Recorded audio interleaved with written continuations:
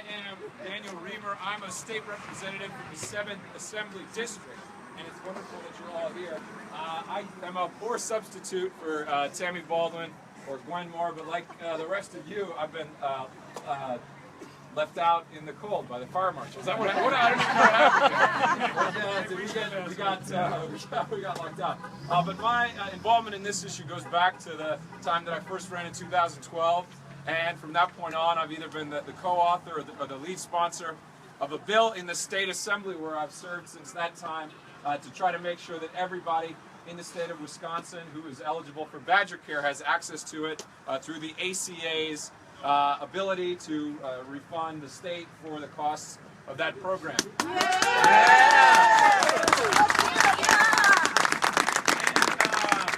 And, in addition to that work, I'm the lead author in the previous session of a bill working with the wonderful people at Citizen Action, those that work there full time, a number of volunteers, some of the people I see here today, to try to even put forward a compromise plan with the Republicans that took the Medicaid money to help people get covered on the exchange. So our first choice was to help people get covered through Badger Care. The second choice was to say, let's see if we can work with what Republicans in other states had been doing until this pivotal time to try to get people covered through the exchange with the Medicaid money. So that was the idea that Citizen Action and myself and some other legislators were working on as a part of making sure that everybody in the United States of America has access to affordable health care coverage. So thank you so much for showing up. It sounds like, I don't know, if someone has an update, just shout it at me. And if anyone else wants to speak, I'm not sure even what the agenda was. I certainly was not on it, but it's an honor to be here. Just to give you another update from my work that I'm doing in the legislature, and that the work of many others, some of whom may be here. I have no idea what's going on, but this is a great crowd and wonderful. We're working to make sure that the pieces of the Affordable Care Act that Americans believe are incredibly popular stay in place. We want to make sure, so we've got a bill drafted to make sure that folks can stay on their parents' plan until they're 26. We've got a plan.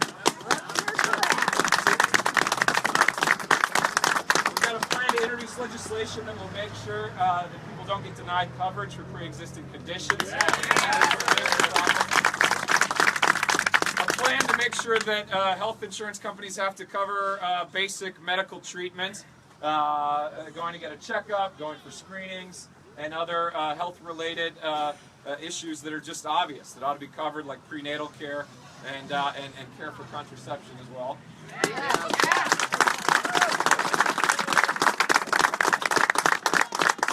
Hey, Gwen, before you go in, so we coming out.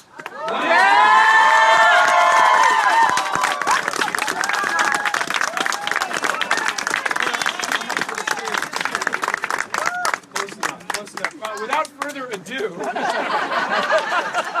that is some of the work that myself and other legislators who are fighting to make sure that we protect the Affordable Care Act and all the pieces of it that have helped people get access to coverage and hold down costs. That's what we're doing in the State Assembly, the State Senate.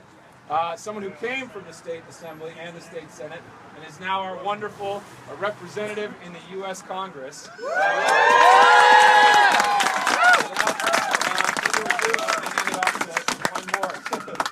Listen, don't you all love Daddy Reimer?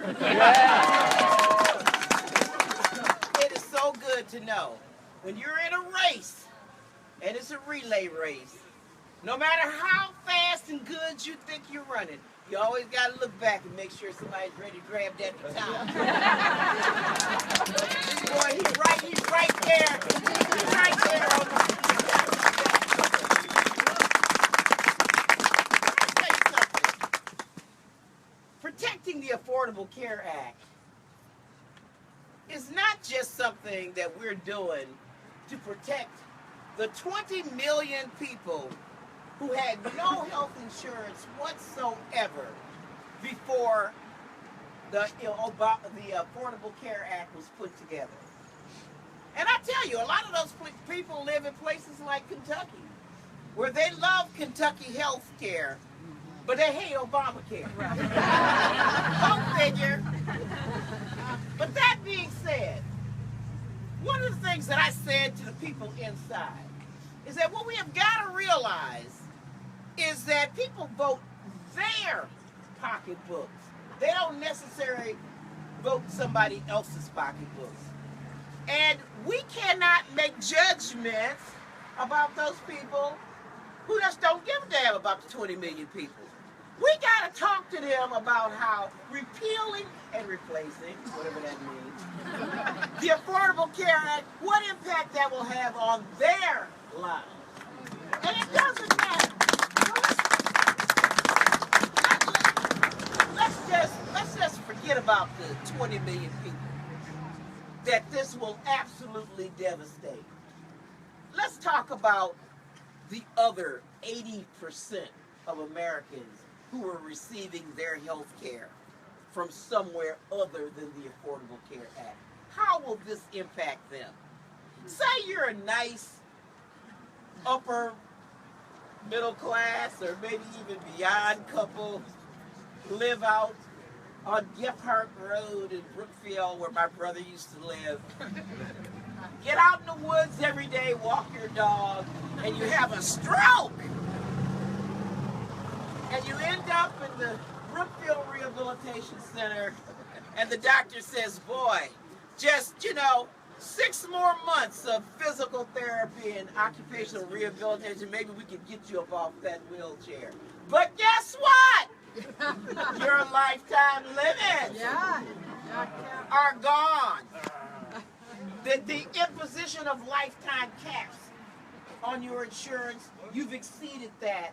And so even though 6 more months of intense therapy could have gotten you up off the wheelchair, you don't have that. That is what repealing and replacing the Affordable Care Act will do for you.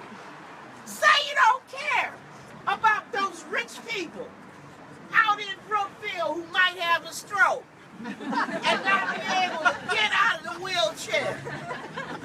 But do you care about your niece that was able to stay on her parents' health insurance till she was 26 so she could finish medical school? Say you're not educated and you don't care about that latte drinking college student that's going to medical school. That you one of the despicables that voted for Donald Trump, and you decide to have another child, except that you had a cesarean section. And so now you got a pre-existing condition. And the insurance company does not have to cover your cesarean section. Say you don't care about any of these people. You're just a young millennial that voted the third party because you didn't give a damn. Guess what? The Affordable Care Act, the repeal and replace. The Affordable Care Act means you will not be able to go to Planned Parenthood and get you any birth control. Ladies and gentlemen, brothers and sisters, no matter who you are, where you are, just like Martin Luther King Jr. said on this Martin Luther King Jr. weekend, we may have all come over here on in different ships, but we in the same boat now.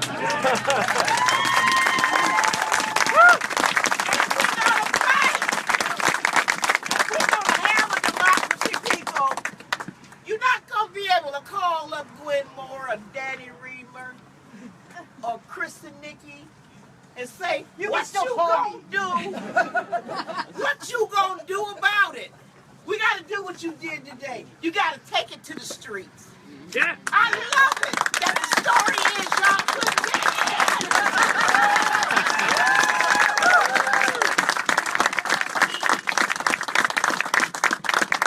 Congresswoman Glenn just told you something.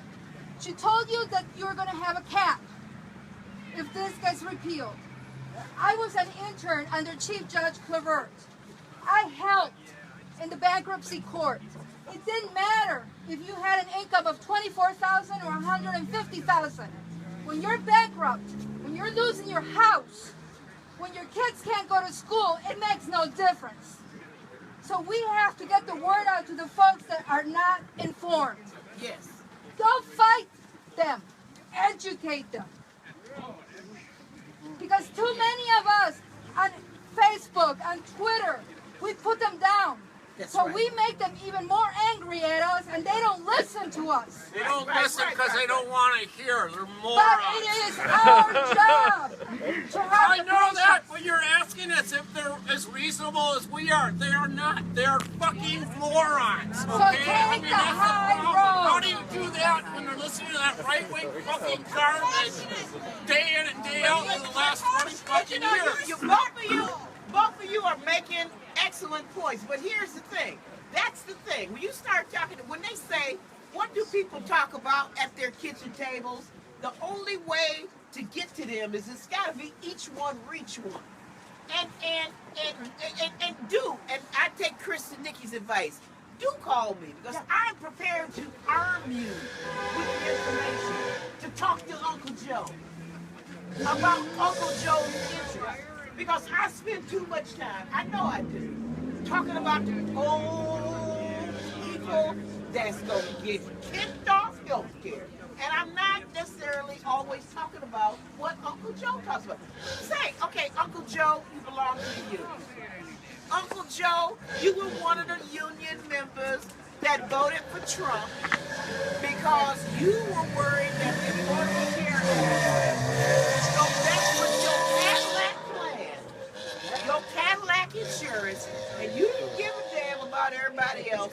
Let me tell you something, Uncle Joe. Once they dismantle the Affordable Care Act, your premiums are going to go sky high because that's the way insurance works. Plus all the rest of those provisions, lifetime limits, caps, pre-existing conditions. The Senate voted just the other day to not include those amendments into their repeal and replace bill because they can't pay for it. They can't do it. So, you know, when it rains on those poor people that you don't give a damn, it's going to rain on you too. Ladies and gentlemen, my good sister, my friend, somebody that I have done battle with day in and day out. We served together in the state assembly and we have been tight since then. We worked together. My good friend Christine Sinicki. Oh.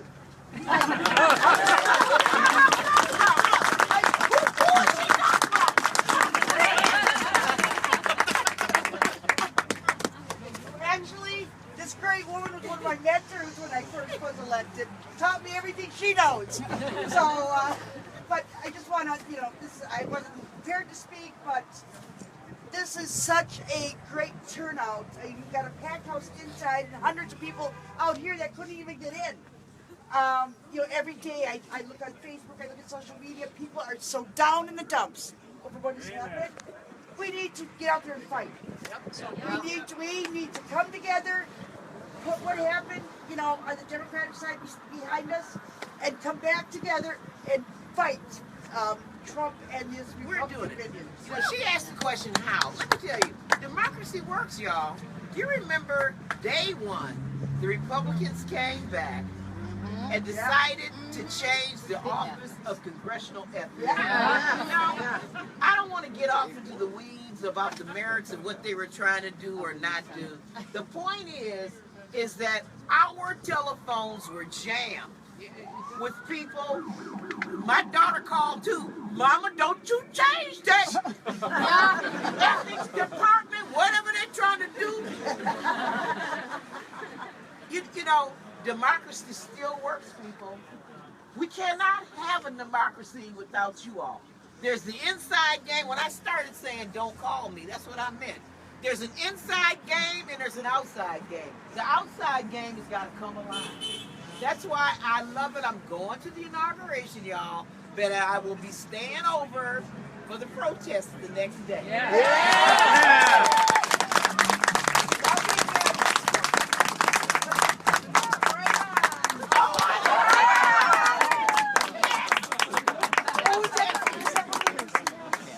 Oh, is it? Oh, I love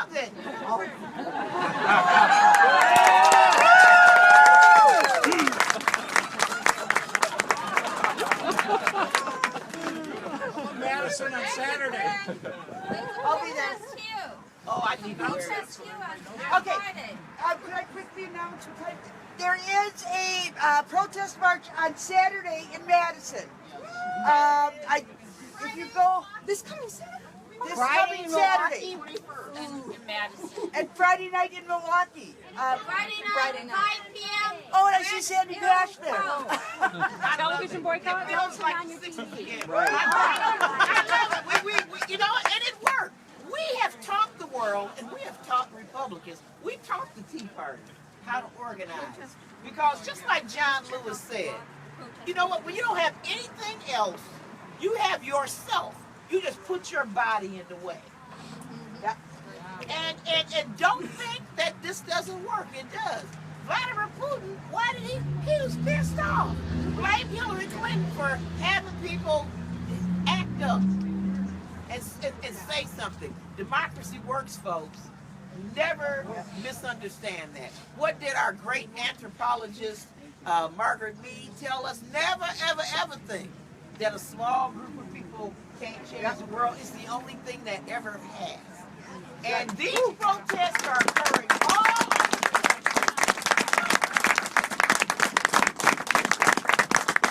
I'm sure Donald Trump is going to tweet about it. We're going to be tweeted out. 6:30 in the morning. Right. You think we'll make it all the way to 6:30? It's like a 4 a.m. tweet. Come on. Just real quick, anybody, I came down from Chippewa Falls to hear Gwen. All right. Thank you for coming outside to the rest of the people. And I'm going to the rally next Saturday in Madison for, many of you know this already, through Citizen Action, a number of other organizations. The rally starts at noon on the Library Mall, and there's going to be march, a number of speakers, and then there's going to be march up to the Capitol. So I got 6 signs in there I would have brought out today if I'd known this many people are outside, because I think every car going by needs to know that people are gathering outside for Gwen and Tammy and whatever, and all these people that couldn't get in, to know how important this is, and she is right. Donald Trump took credit for the Twitter and getting ethics a little bit back on the deal. We cannot let Donald Trump take credit for grassroots activity and democracy working. Yeah. We got to do it. Greg, could I just take a minute, one more minute? Because I'm pretty sure you introduced Danny. I don't know if you got the chance to introduce the Brostoff. Oh, I did not. And I don't know if Mayor Kennedy was. Oh, yeah. Come on up, guys. There's the podium. You all knew they were here. Jonathan, get up there. Come out. You gotta say anything? Hey, I'm State Representative Jonathan Brostoff. I'll be very quick. I just want to say how wonderfully warm it is outside. I mean, it's cold outside, but it's warm outside. You know what I'm saying? You guys know what I'm saying. I appreciate all the good energy. I appreciate all the great, strong, progressive representatives we have here today and other elected officials. But most importantly, everyone coming out on this cold day on a Saturday, Sunday, excuse me. On a Packer Sunday to come on out. And I just want to say that the one thing that I think people didn't expect was how many kind of giants have been awoken because of this election, because of stuff going on. How many beautiful hats are being made, and how many more of these we can expect. So from strength to strength, I hope to see you at the next one, and thanks everyone for coming out. And we got Mayor Bryan Kennedy. So,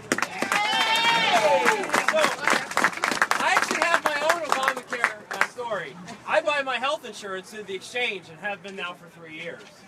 So my family is looking at losing our health insurance. We have a chronic medical condition with one of our members of my family, so for years I always had to be the one to carry the benefits. I decided to take my PhD a couple years ago and go out and start my own consulting business because of the Affordable Care Act. It meant that my family could buy health insurance. We wouldn't be denied because of pre-existing conditions. So when we talk about all the different people that are covered, remember that who's covered by the Affordable Care Act are entrepreneurs like my family. My wife and I are both self-employed. all the way down to the expansion of Medicare and Badgecare, right? So we've seen an entire expansion of the health insurance market. And the other thing I want to remind people, there's a great article in today's Chicago Tribune about why they can't find a replacement. Do you want to know why they can't find a replacement for Obamacare? Because it was Romney Care. It was actually a free market solution to expanding the health insurance industry. It was not.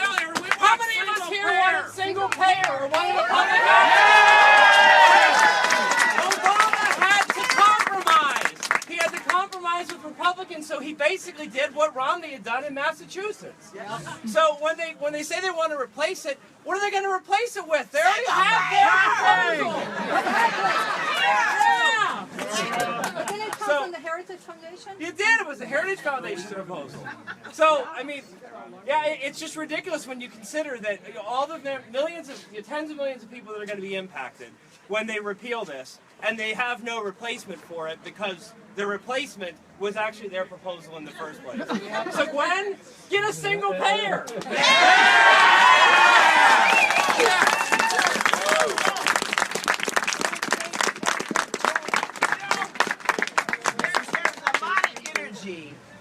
Here, and all of us, and I am so glad to be here this weekend because I need a free refill.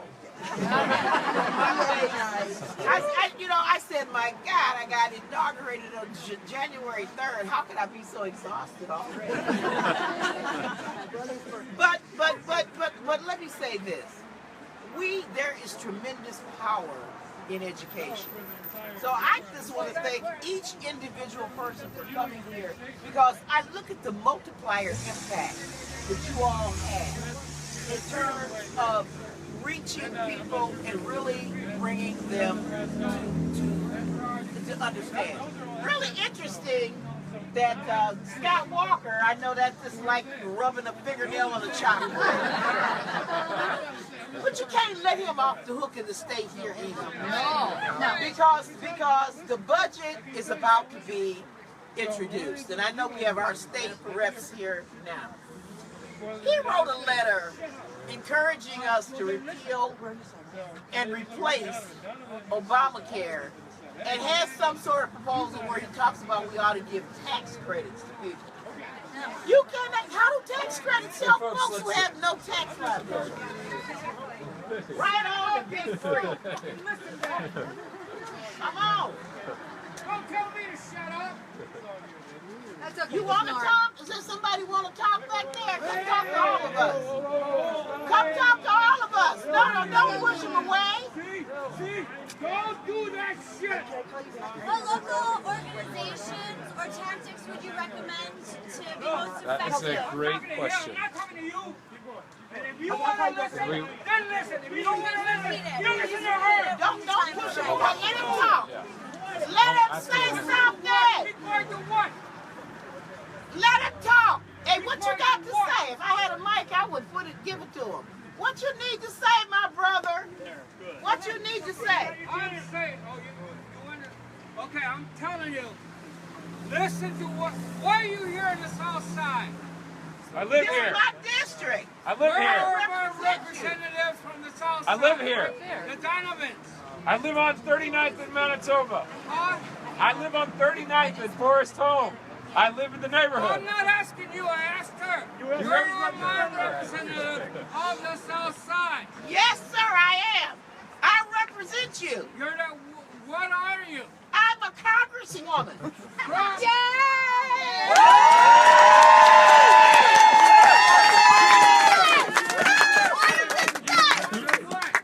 I'm the congresswoman. I represent the 4th. Have you invited the other aldermen and the people who come here to listen to you? Everyone's invited. Hey, And you know what? And you know why they don't want to come here? No. He's welcome. I had a beer with Bob the other day. He's welcome to come. I'm a good friend of Bob Donovan. All right. Yay! Thank you. Thanks for participating.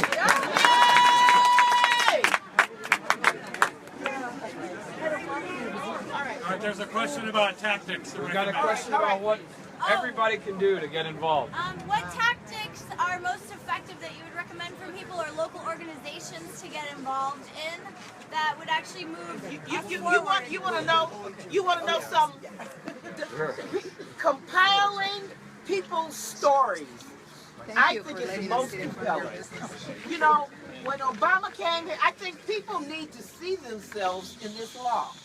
And just like I said in the beginning, I mean, if, you know, I ran into a woman the other day who came to my office who lives in Union Grove, Wisconsin, which is Paul Ryan's district. And I put it on videotape. And you can put that on social media. I mean, she had a story where she inherited, she's 25 years old, she inherited some sort of disease from her father where she grows tumors in her body. And before the Affordable Care Act, she just had to hope these tumors weren't growing because she had a pre-existing condition she couldn't afford, like every 3 months. She had to get an exam. Insurance companies won't give women mammograms until they're 40. Yeah. She was 25, but she has to be constantly monitored for the growth of these precancerous tumors. I mean, this is something people don't think about. Because when they think about the Affordable Care Act, they think it's being marketed by Paul Ryan and stuff as somebody and some people who are just too lazy to work. Exactly. The seniors, I mean, to find people that take 8 to 9 medicines a day, we all know these people. Take your cell phone out and make yourself a little video. Because, you know, giving people the statistics, the percentage of Americans who weren't covered now, and the 80%, and the all of that, learn the provisions, call our office and get it, and then become your own producer. And honestly, use social media and teach-ins about it. Because people have got, you know, get them excited enough to protest. Because it's going to hurt them too. And local organizations, any to recommend anyone standing on a platform? Wisconsin. Citizen action. Citizen action. Very active on this issue. Okay. That's at SCIU, right? That's citizen action. Yeah. Thanks for asking that question. Hey Gwen, can we quickly introduce the chair of the Democratic Party? Oh, yeah. Rob Hanson, the Hey, chair. where you at? Rob, where are you? He's been here so much. I see Dave Reimer. Rob, Hey! Hello! Hey, Rob! What's the people that couldn't get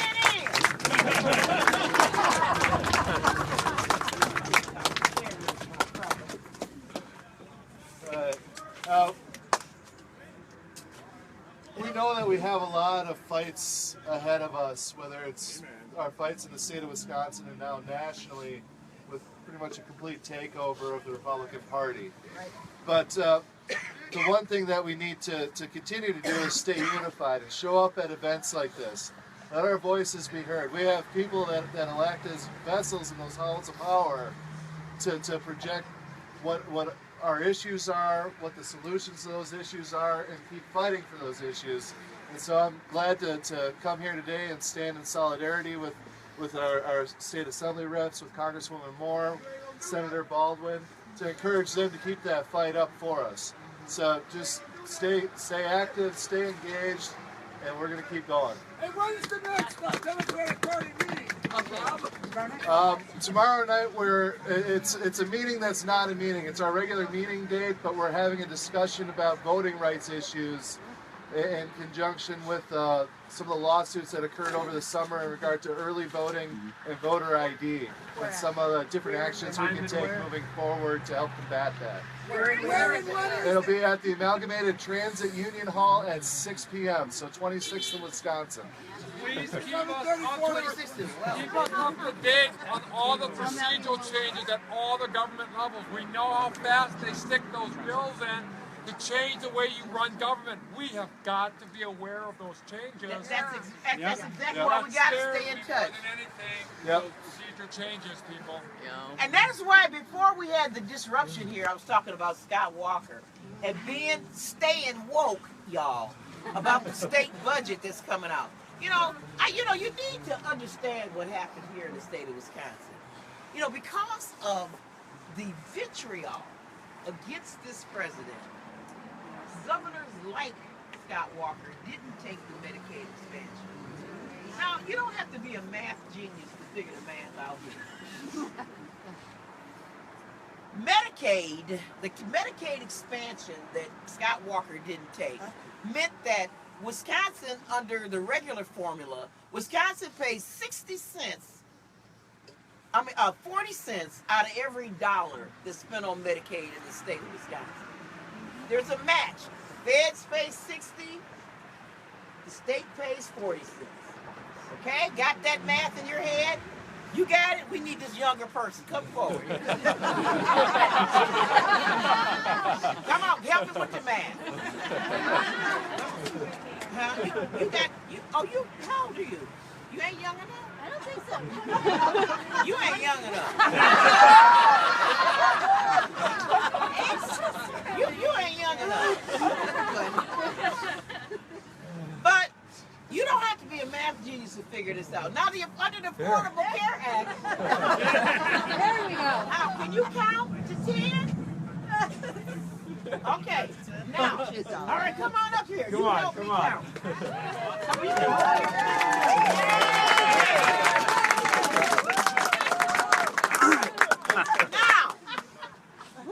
Now, under the Affordable Care Act, for the first 3 years, the federal government was going to pay 100% of the Medicaid expansion, and after 3 years, they were going to pay 90 cents. 90 cents for the federal government and 10 cents for the state of Wisconsin. The fact that he didn't take the Medicaid expansion meant we had a $26 billion hole in our budget. Am I wrong about this, Representative Sandy Pash? You are absolutely correct, How many? Congresswoman Moore. It's close to depends how you do it. It's close to. No, Daniel, give me the right number. Okay. Accepting the Medicaid expansion would have, in a single budget, saved the state $350 million. All right. About that much. That's money that could have gone to UW schools. It's money that could have gone to funding K-12 education. And it's the kind of thing that our great U.S. Senator Tammy Baldwin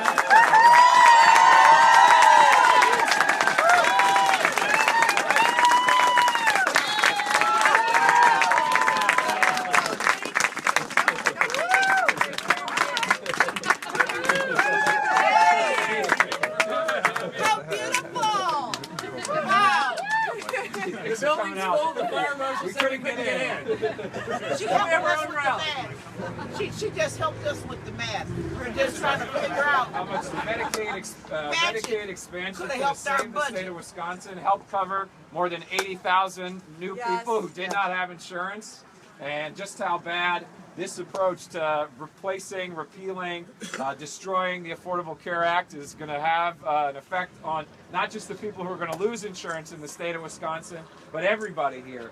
And nobody has been fighting harder to keep the ACA in place, to improve it, to make the lives of Wisconsin citizens better than my personal and professional hero, U.S. Senator Tammy Baldwin.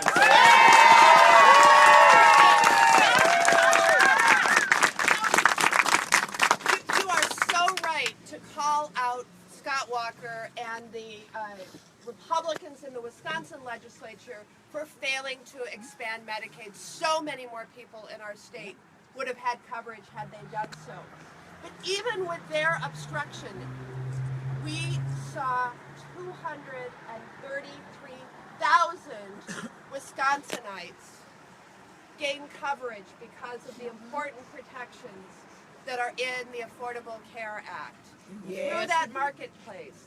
People like myself who were labeled, I was labeled as a child with a pre-existing condition, and I couldn't get health insurance for my youth. It wasn't until much later. Now, no one can be turned away because they were sick in the past. or have a pre-existing health condition.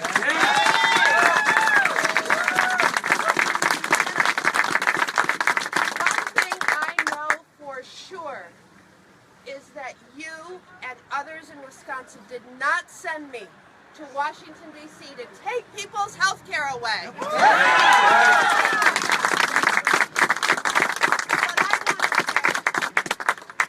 For those of you who didn't get inside, All of us. we heard powerful stories, but each of you has a powerful story too about how this has touched your life, how this has made a difference to a loved one or a neighbor. And it is now in all sorts of forums that this storytelling needs to take place. That's right. We had a couple late nights in the Senate this week. Oh, yeah.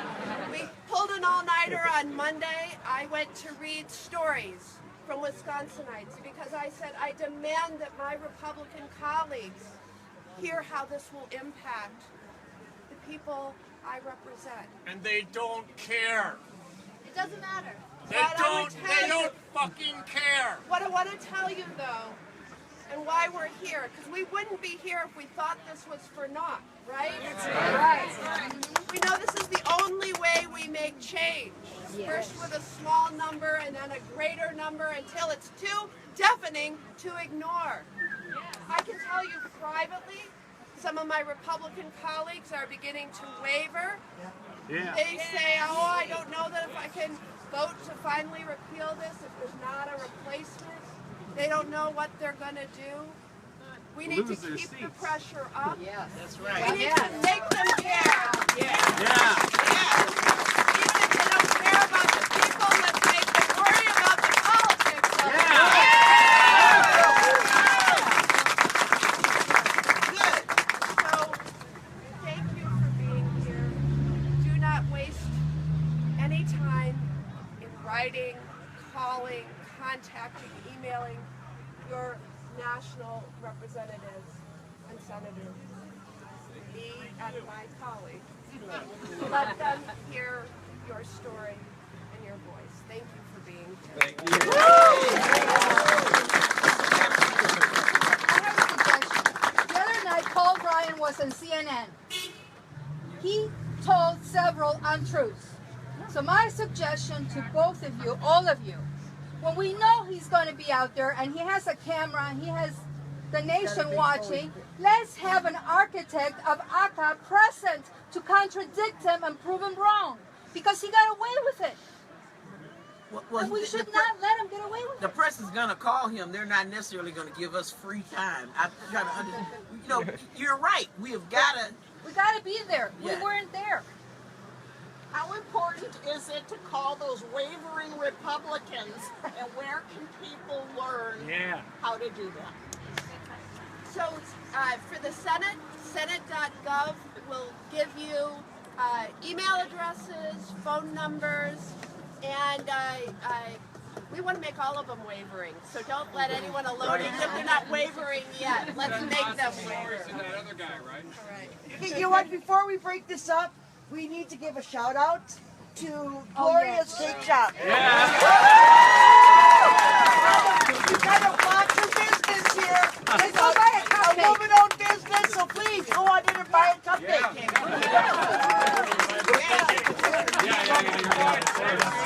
Here. Get in. Everybody get in. Smile, wave. Awesome.